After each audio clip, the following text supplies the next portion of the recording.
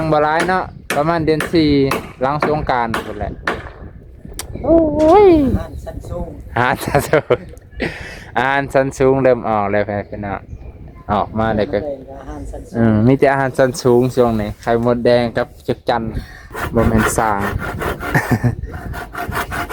ครึ่งให้เป็นสิเจ้ยพี่น้องเจ้ยก็สิเอาไม้ทาบใส่วันใดตัดยากเด้อเขาผากเนาะผ่านแล้วข่อยก็บ่กล้ามาแล้วเจ้ากาบ่ฮะเจ้ากาเอาญาติแล้วเนาะข่อยสิว่าผากมาก็ยังสิมากินจึงกานู้ข่อยบ่ได้ย่านข่อยเป็นคนเกรงใจมันไป2คนล่ะญาติบ่ได้ญาติ60เบิ่ง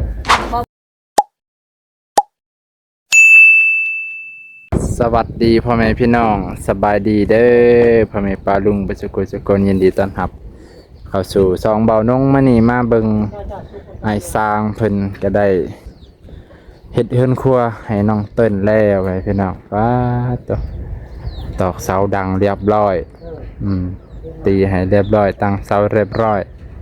ตอนนี้ก็ถือว่าแล้วไปเกินครึ่งแล้วติมุงหลังคาจากทีพื้นบดเงี้ยเราเทพื้นโดยสบายดีน้องมิกเลยเพิ่นกำลังเฮ็ดเฮือนครัวบ่โอ้ได้เฮือนครัวงามเนาะเฮ้ยสุดยอดเลยเสียแต่ว่าบันไดไปอยู่ข้างฝนเนาะลงจากฝุ่นเขาครัวเลยลงจากครัวเขาห้องน้ำง่ายอ่ะเนาะคักผู้ซอยสร้างเลยพี่น้องผู้ซอยสร้างใหม่สร้างเก่าเพิ่นไป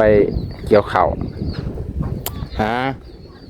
อันนี้ให้น้องเติ้นกันขอบใจละลายเด้อบ่น้อง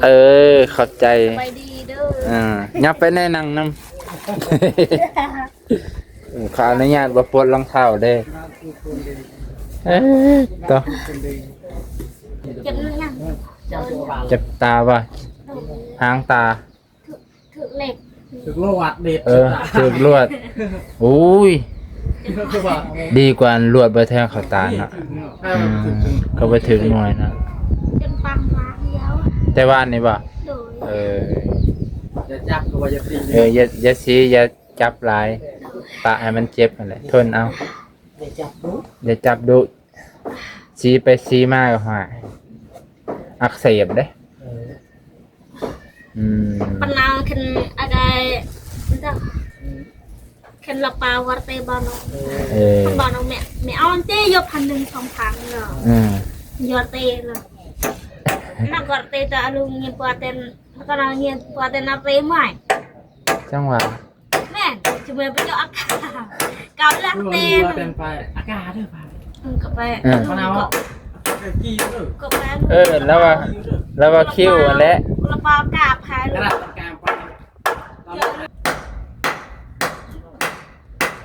ใช่เพื่อนน่ะเพื่อนกำลังตอกไม้ใส่ค้อนใส่ไม้เฮือนครัวของน้องเติ้ลดีใจเพื่อจะได้เฮือนครัวนี่ดีใจไล่เนอะเห็ดมังเห็ดอยู่เห็ดกินเนาะโอ้ยนะบัดนี้ก็กินแล้วเขากินแล้ว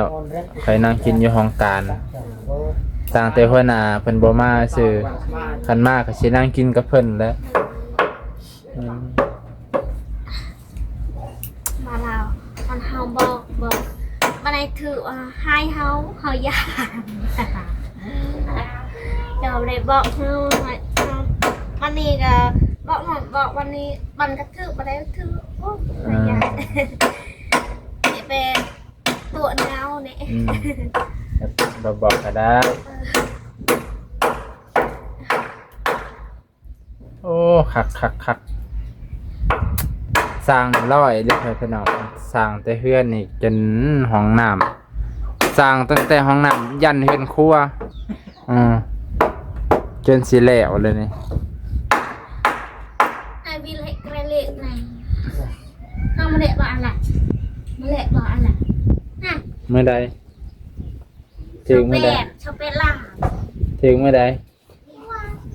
อยู่บ้านจะพุ อยู่บ้านนี่บ่ คืนนี้ อยู่บ้านนี้ในว่าวีเลคิดว่าบ้านทางเมืองพีนเซโปนวันละ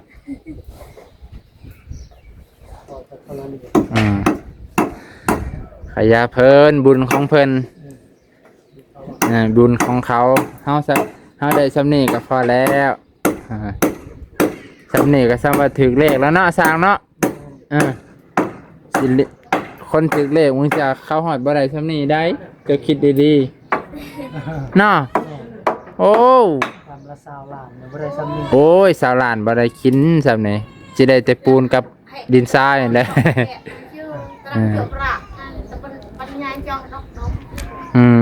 นั่นแหละซ้ำนี่แหละซ้ำว่าบุญล้นทับจะเลยเนี่ยถือหวยรางวัลที่หนึ่ง2 ใบแล้วเลยเนี่ยลอตเตอรี่เลย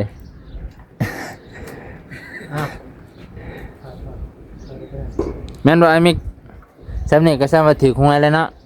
ได้ทั้งเฮือนทั้งครัวทั้งห้องน้ำซ้ำว่าถือเลขแล้วซ้ำนี่บ่ต้องคนหวยคนควายยังดอกมีแต่บ้านนี้ก็คอยสร้างเนื้อสร้างโตเก็บเล็กผสมหน่อยค่อยๆไปเห็ดยามเห็ดหน้าก็เห็ดยามเห็ดสวนก็เห็ดยามนี่ไม่ใช่ไข่มดแดงนะเลยยามนี่จักจันก็ออกเลยเด้เนาะยันเลยเด้ฮะยังบ่ร้ายเนาะประมาณเดือน4หลังสงกรานต์พุ่นแหละโอ้ยอาหารชั้นสูงอาหารชั้นสูงเริ่มออกแล้วแฟนๆเนาะออกมาเลยก็มีแต่อาหารชั้นสูงช่วงนี้ไข่มดแดงกับจักจั่นหายากแต่เด้อสิได้กินปีหนึ่งเท่านึงพอดีเลยเป็นสั่นเลยแฟนๆเนาะเฮือนกระสูงก็เฮือนครัวกระสูงก็ห้องน้ำอุ้ยชามนี่โยกไอ้กึกเห็นยังบ่แม่นเนาะอาลูใหญ่บ่ว่าไอ้กึกหายนะจักสาวพรไปไสเนาะบ่เห็นหลายมื้อไปหาขี้ตกคือเก่าซับไปหาน้องเบนบ่โอ้หลายมื้อแท้เนาะสองมื้อเนาะบ้านเราไปเลย มาละไปเลยบ่ไปอยู่นี่บ่เอาไปโผล่แฟน มันจะไปหาน้องมิคือว่าน้องมิสื่อคือกันแต่ว่าน้องมินั่นน้องมิคือกับคนญี่ปุ่นเนาะแม่น้องมิเด้น้องมิบ่เกินน้องมีอาสอนนั่นเลยมีวาวสอนน้องมิแม่นคือว่าเพิ่นก็ทุกข์ยากลำบากคือกันให้เพิ่นเนาะ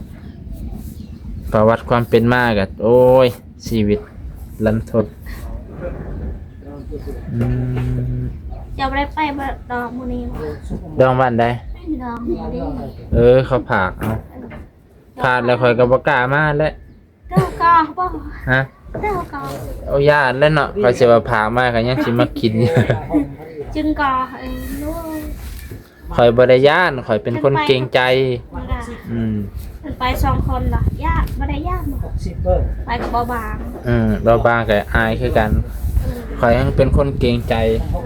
เฮาสิเฮาย่าไปผู้อื่นเขาย่าเกรงใจเพิ่นไป2 คนใครแน่คันว่าคนรุ่นเดียวกันนี่ก็สิสิใครอยู่ดอกผู้จักมักคอกัน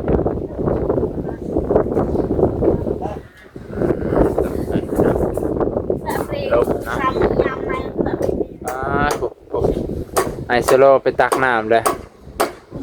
โอ้ไปตักน้ำเลยเนาะสาวพรบ่อยู่ไอโซโลไปตักเองเลยบ้านนี่เบาแดงก็ไปตักเลยเบาแดงเฮ้ยแม่จะไปใส่โอ้ยแดดรู้ว่าเนี่ยเสมิงเพิ่นเป็นคนขี้อายใครจะอยู่น้ำอายได้เก่งบ่ได้หายเนาะ ก็อยู่แต่น้ำแม่หลายแหละก็ดีคือกันแหละแม่ไปแน่ให้ลูก สบายเนาะ ให้ลูกห่างเฮินให้ลูกดินกับผู้อื่นแน่นี่แหละติดแต่น้ำแม่ แค่เอาไปแหลงห้องครูขนาดแค่เอามันก็มันเหี้ยมเลย เอาไปแหลงห้องแม่ ให้ดอกเป็นเนาะ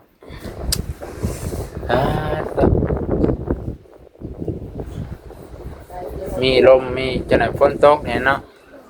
ฝนบัดนี้ยังสิออกจ้ะวะ เขาก็จับนะ อึ่งบ่จะวัวกบเนาะกบเขียดแล่ยามนี่ คันเมฆ ทางบ้านจะคันฝนตกไปนี่สิไปหาหยังเจ้าภูเจ้าพา เขียด บ่มีเขียดว่าทางผม เขียดบันไดล่า2-3ตู้ มันเป็นคู่เนาะ ถูบันไดล่า เออ โอ้ในแถวนี้แถวนี้โว้ยเป็นขายแถวนี้ เออ หากิน ทางพุ่นสิหากินก็ยังสิบ่มี มี เออ มีแต่มูก็ได้เดี๋ยวนู หนู ดู มีแต่หนู จิกปี้ พังพรบ่ เดี๋ยวดอกปี้ จะเป็นคนนะสั่นนะเป็นน่ะก็เคยทางนี้แหล้วหาย ตอนนี้โอ้ลายไม่อึด บ่อึดในอยู่แนวกิน มาได้ อืม ถ้าเขาอึดหอดกินมีแต่กินผักกับอะไรอึดผัก ทางพุ่นเนาะผักอันเป็นกุดๆไม่เคินผักอีหยังทางแล้วมัน ผักอะไรอย่างผักเป็นแบบเจ้าคนผักกูด ผักกูดเนาะคือสิผักกูดเลยทั้ง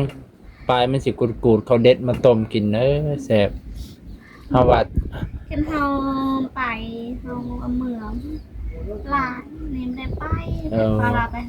อยากจะอย่าไปบ่เฮายันก็ลูกจะไปเฮาก็ส่ง มันไกลเนาะ โดยอยากลูกวันนี้มือแถวนี้แถวเฮาเนี่ยโอ้เสียเด้อคอยเสียเฮาก็ลูกทะเลใครแน่คนลูกธรรมดาเนาะอะไรเสียแล้วทำ เสียอีหยังเสีย เสียนะเฮาเกิดลูกเด้มันผิดก็ไปเนี่ยเราไปได้ยังไงเราไปบ่จำหนักกันดิ พิษผีนี่ โดย ไปเกิดลุงในทางไหนพิษ โดยตอนเขาอยากไป บัดลูกจะใหญ่ไปแล้วจังไปเอาลูกไปฝากแม่โอ้ยร้านน้อยไปกวดแล้วมาพูยังเลยบ่ทราย ประกวดบะก็ไป นางซนนี่ นางซน ไปกวดแม่จอยผู้หญิงแม่ยังเยอะหวังเอาไงดิผู้ชาย สองหมอบ่คือกัน นางบนเขาได้มองผู้จับ แสดงว่าหมอเนี่ยยังบ่ร้อยได้ซั่นยังแยกเพศบ่ได้อยู่เพราะนี่เป็นน่ะแต่จริงเด็กน้อยจักเดือนแล้วก็สิแยกเพศได้แล้วปานนี้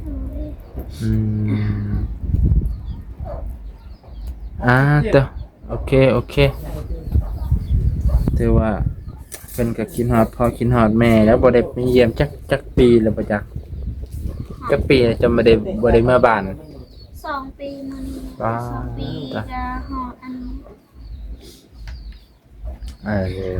2 ปี อย่าเมื่อกินหอดลูกกินหอดแม่วันนี้เจ็บสิดีกันแต่โดนแล้วแต่เดินหกหาไม่ได้ไป โอ้แม่เฒ่าจ้ะนะแม่เนาะแม่เฒ่าแม่ไอรีนนั่นแหละเจ็บสติงน่ะ มันน้องพอเขามาตายที่เขาผู้เห็นนี่อยู่บ้านเฮาในหน้าตาน้องได้ตายหาบุมีโทรศัพท์มีใครแน่โทรศัพท์บุมีโทรเฮ็ดยังว่า ทางพุ่นก็บ่มีโทรศัพท์เนาะ โดยเพิ่นมีโทรศัพท์เฮามีเนาะวันนี้เฮาโทรอยู่บ้านใครแน่วันนี้มีเพจมีไลน์อันนี้โอ้ยบ่รู้จักเลย บ่รู้จักเล่าบ่รู้จักข่าวให้ข่าวดีหยังเลยทางแม่ก็ แม่ก็บ่ฮู้จักข่าวดีข่าวร้ายทั้งลูกจักว่าลูกมีเฮือนใหม่ก็ยังบ่ฮู้เอ้ยนะมันไกลไปพี่น้องเซโปนนี่ป๊าดตะ จนเมื่อยขี่รถจนเมื่อย จักว่าออกจากเซโปนก็ไกลเติบอีกบ่จักโอ้ บักหอดสปูนละกัน เข้าเซโปนปึ๊บออกจากเซโปนก็ยังไกลอีกเนาะ ไก่ คือกับอัน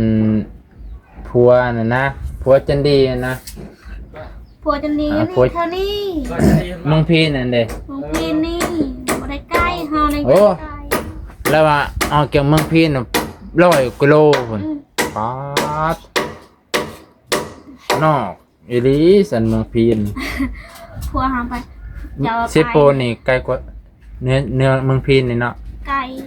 พี่ไก่หอดบันดกนี่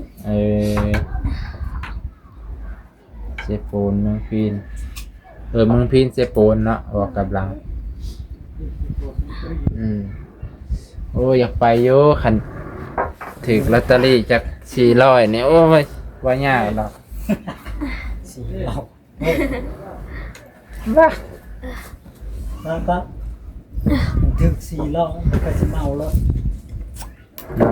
พาไปลูก บ่ยาก มา เด้อ เอามีดมา อ่ะมาเบิ่งบรรยากาศนำโอ้โก้ย โยโค เกือบเจิมสมอง เกือบเพื่อนน้องเติ้นเจิมสมองบ่น้อง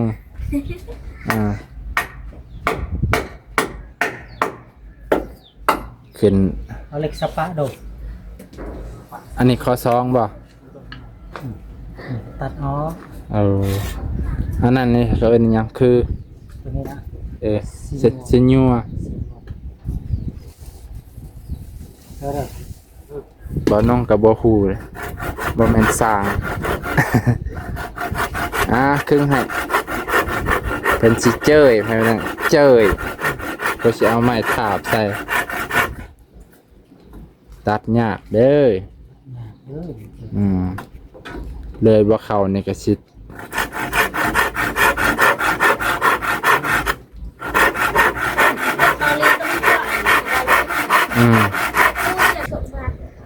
่อย่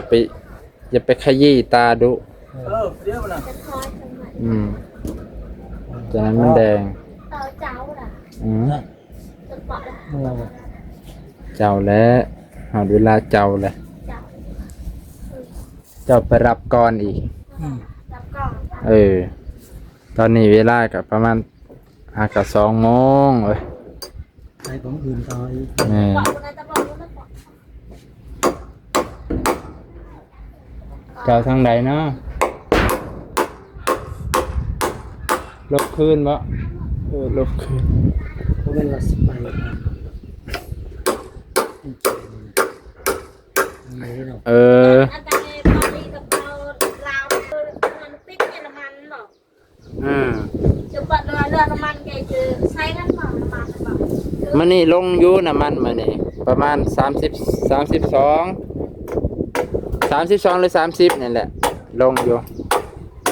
ปั๊มใหญ่แต่ว่าคันปั๊มน้อยเขาก็บ่ลงแล้วปั๊มน้อยเขากับเขายังน้ำมันเก่าเขายังบ่เบิดเด้ เนาะน้ำมันเก่ายังบ่เบิดซื้อมาบ่ค่อยหลายก็บ่ลงให้แล้ว คือน้ำมันยวนเลยรุ่นไซยูล่ะก็เป็นไซยู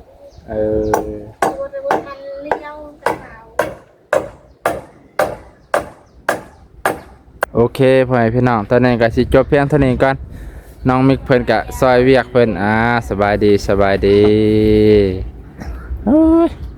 มานั่งเล่นน้ำเพิ่นนี่แหละพ่อพี่น้องเอ้ย